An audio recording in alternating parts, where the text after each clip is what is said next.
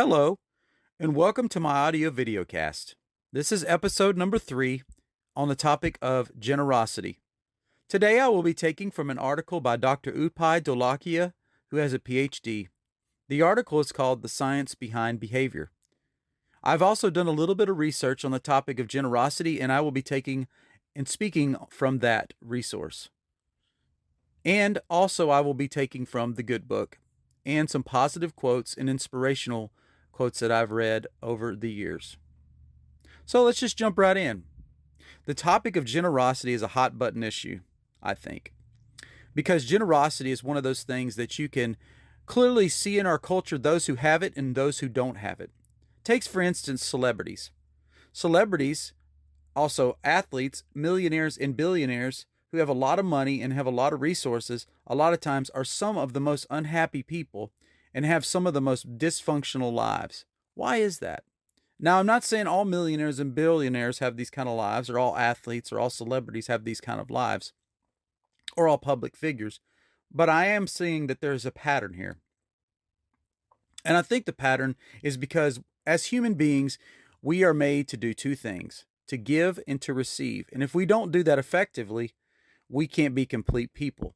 So you see it a lot in today's culture where people seem to have a lot of stuff, they have a lot of resources, but they're very unhappy people.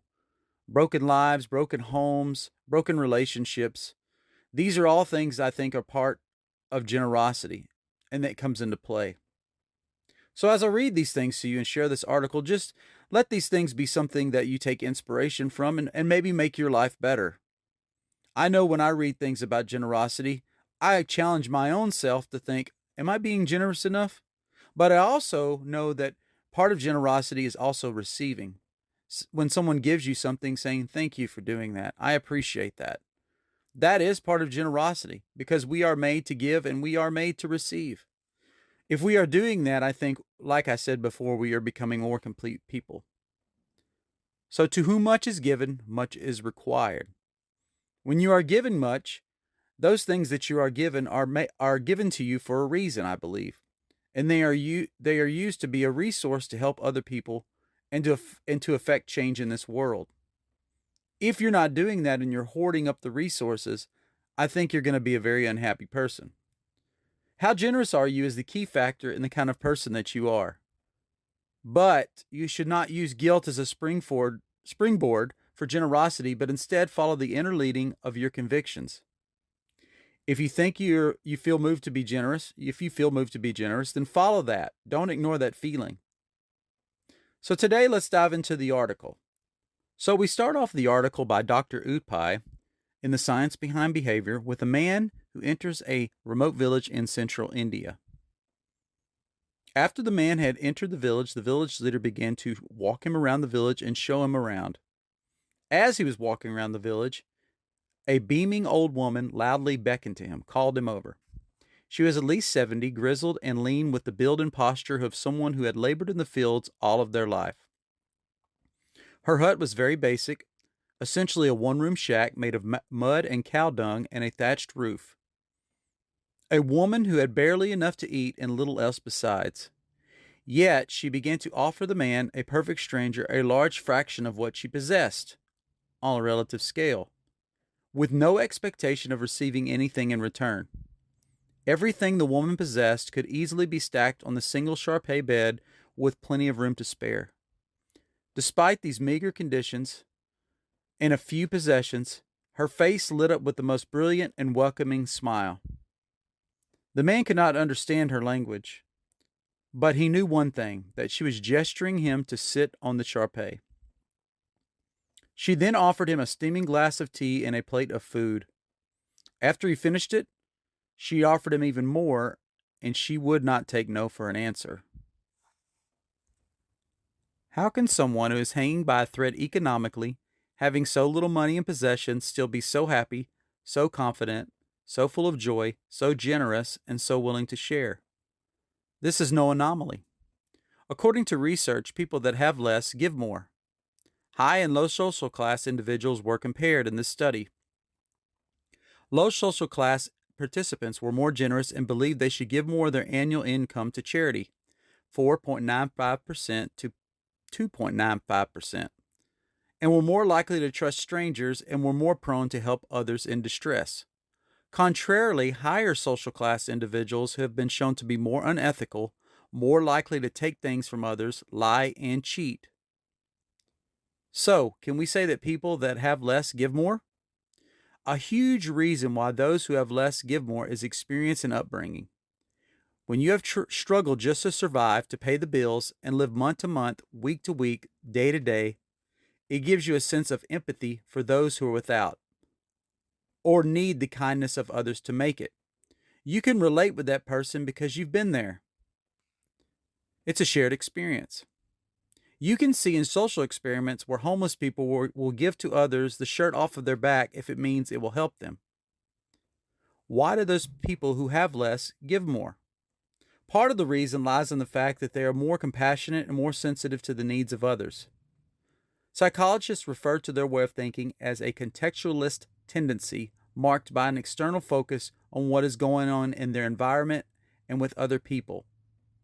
On the other hand, those who have more tend to be self-centered with solipsistic tendencies that are concentrated on their internal states, goals, motivations, and emotion. So let's look at contextualist tendency.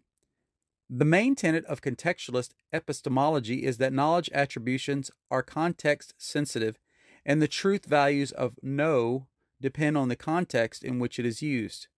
A statement like, "I know that I have hands," would be false. It is an approach based on contextualism, a philosophy in which any event is interpreted as an ongoing act inseparable from its current and historical context, and in which a radically functional approach to truth and meaning is adopted. So let's look at solipsistic tendencies. Someone who's solipsistic is so focused on their own wants and needs that they don't think about other people at all. You could also call a solipsistic person selfish or self-centered. What is a solipsistic person? In a solipsistic position, a person only believes their mind or self is sure to exist. This is part of the self-existence theory or the view of the self. Solipsism as a belief is about self-perceiving the world as what the self believes the world is. So in this position, you don't take into account logic, reasoning, or evidence that is presented to you. You just see the world through your own filter. Proverbs 11:24 says that one gives freely, yet grows all the richer, another withholds what he should give and only suffers want. Psalms 112:5 says, "Good will come to those who are generous and lend freely, who conduct their affairs with justice." So again, we ask these important questions. What motivates people to be generous? Are generous people just the product of their environment, or are there other factors that play a role that are beyond our understanding? Could generosity be motivated by an outside spiritual force, or does it just come naturally? Generosity is both a natural confidence builder and a natural repellent of self-hatred. By focusing on what we are giving rather than on what we are receiving, we create a more outward orientation towards the world, which shifts our focus away from ourselves. Generosity, our environment, our upbringing, and our interaction with the world all play a part in this.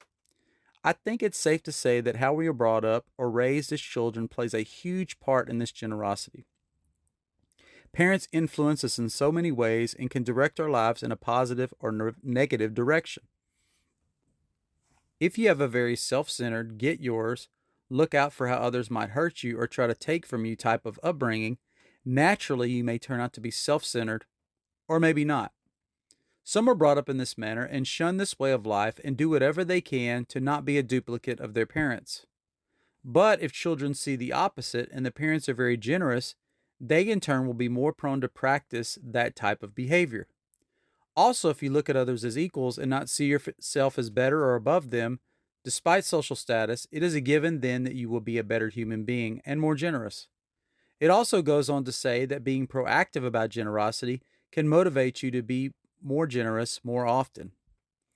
Finding suggests that having a generous spirit, even when it may be difficult to act on that spirit, can help maintain positive emotions later in life.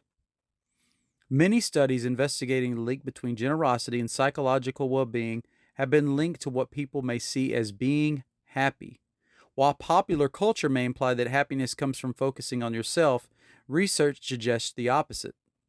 Being generous can make you happier. It appears happiness may be a two-way street, though, one where you give and one where you receive. Something to think about. Giving help to others was a strong predictor of better mental health, but only in manageable doses. Feeling overwhelmed by the demands of other people was associated with poor health. Importantly, this study did not show whether increased helping led to better mental health or whether people with better mental health were more likely to help, or if there is a causal relationship between the two factors at all. Helping others may act as a stress relieving buffer, which may in turn delay severe health problems and death. So let's look at the wealthy first and how they can be held back by their wealth. Wealth is often associated with power. A study comprising 5 laboratory experiments found that when people were put in situations where they felt powerful, they spent more money on themselves than on others. In the Book of Life, for example, we have individuals who were held back by their wealth and position and did not follow a path that would have been much more beneficial. Their wealth became something that imprisoned them internally. The path they were called to sometimes included less money and security, but it would have led them to a much more fulfilling life. We have multiple examples of millionaires and billionaires withholding wealth in places where they could have benefited entire communities. And sadly, they did this to gather more wealth. And if they did give, it had been found out that their giving was with selfish ambition, a power play to get more position, more wealth, more power, and to be seen as a giving individual. So it was pride. In these situations, the wealth controls them. And the age-old saying that money brings out the worst in people or reveals who they truly are becomes a reality. But I'm not one of those people that believe wealthy people are all evil, greedy, and selfish. In fact, a lot of wealthy people give in secret as to avoid being in the spotlight or receiving recognition for their giving. They would much rather know that they gave it and helped someone than to receive accolades for their giving. They would love to see an individual take that hand up and go on to make something of themselves and be successful in their own right. Also, people tend to forget that multiple wealthy individuals were not born wealthy, but worked their way up the financial ladder and did so with hard work and honesty. Those individuals better understand what it's like to be without and struggle just to pay bills and put food on the table. Those individuals have a greater tendency to be givers because of the shared experience. They also want to see people get to a place where they are wealthy themselves. They are leaders and pillars of the community. And I think we all tend to forget that it is the wealthy that create jobs and opportunities for the middle and lower class. In terms of charitable monetary giving, many studies have shown that wealthier people give more money in absolute terms than non-wealthy people do. But is it because wealthy people are looking for more position, power, authority, and recognition? Is that why they give? The converse is also true. When participants felt powerless, they spent more money on others. This result occurred despite the fact that people made to feel more powerful and those made to feel more powerless felt happier when they gave to others. When looking at relative amounts given, the pattern looks distinct from either of those identified by studies from the U.S. The very poorest give the highest proportion of their income, but then the line flattens out for the remaining income levels. Interestingly, this study found that self-employed people gave significantly more of their income than did people in other types of jobs. So if we look now at those who are low-income earners or those who are just trying to make it day by day or paycheck to paycheck, we find they give a significantly great amount of their income in contrast with wealthier individuals. And some of this may be because wealthy individuals tend to think more about the future and posterity. They want to see the wealth passed on to future generations and family. But it goes without saying that some of this is greed and vanity. Something to think about, though, is that poor people can also be controlled by the mighty dollar, as they are a slave to it in a different way. They don't know how to use it. Being that money is just paper with dead presidents on it, it has no value than what we in a society place on it. Wasteful spending can be very common among lower income populations. They may strive to get it or just to have it or have it fall right out of their pockets. meaning that because they don't know how to manage it or use it, it now controls them in a different way. They are always chasing the dollar, and money is working against them and not for them now. And young adults who lived in a low income family household during adolescence were less likely to give to charity or to volunteer. Let's take a look at how we are influenced at a young age and how these factors can influence us. Young children spontaneously help others without being asked or expecting a reward, even when helping out means interrupting an activity they enjoy. You will be surprised how generous kids can be before we start guiding them to be more reserved around others. I think it's safe to say if they see us give, then they will give. Giving kids materialistic items as rewards, interestingly enough, though, for things that they are asked to do, can actually be detrimental if done excessively. In fact, some studies show that offering an extrinsic reward can undercut a child's natural altruistic tendencies. For example, when 20-month-olds were rewarded with a toy after helping an adult reach an object, they were less likely to help again than there were children who were not offered a reward or who were offered verbal praise. A study of 6 to 12-year-olds found a similar effect. Material rewards decrease children's future helping behavior, although this was seen only in children whose mothers normally relied on instrumental rewards. Along with this, studies suggest that our extended social networks and larger communities influence our generosity. For example, a survey of over 2,000 people found that people who had more friends were more generous. They more frequently engaged in behaviors like volunteering after an emergency or donating money, clothing, or blood. They behaved similarly across most cultures. But generous behavior began to diverge in middle childhood when children appeared to start to conform to the norms of the adults of their society. This finding suggests that although young children likely share a strong and universal proclivity for generosity, cultural forces can temper this impulse.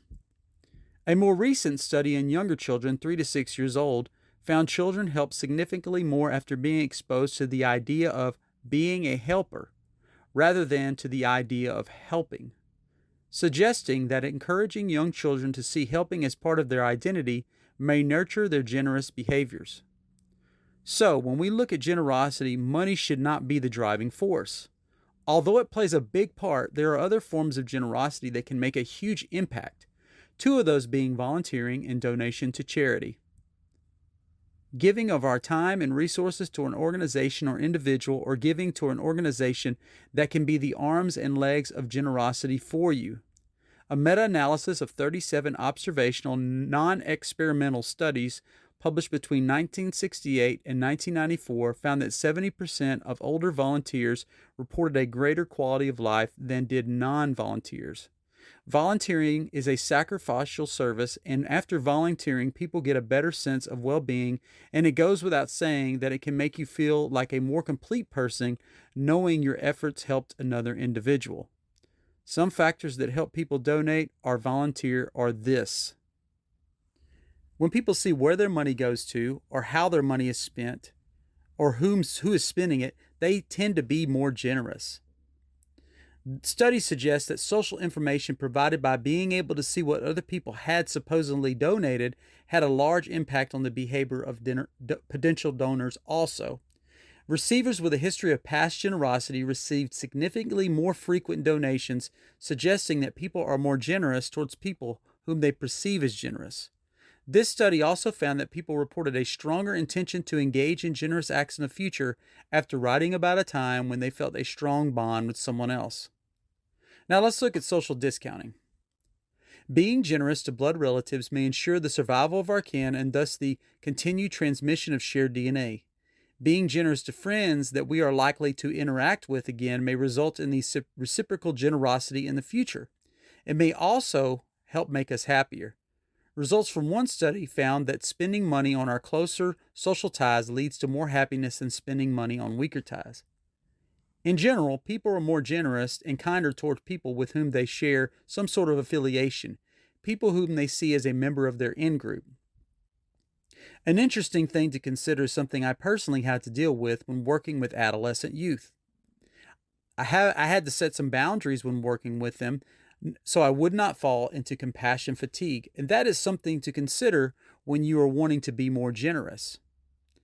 One study suggests that this reduction of generosity towards groups and people is because people find that the needs of the larger groups and the needs of people to be emotionally overwhelming.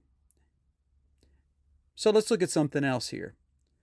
A study of nearly 30,000 people across 50 communities in the United States found that religious people were 25% more likely to donate money to a charity than were secular people. A number of these studies have found that religious individuals volunteer more than non-religious people, and attending religious services has frequently been reported as a strong predictor of volunteering.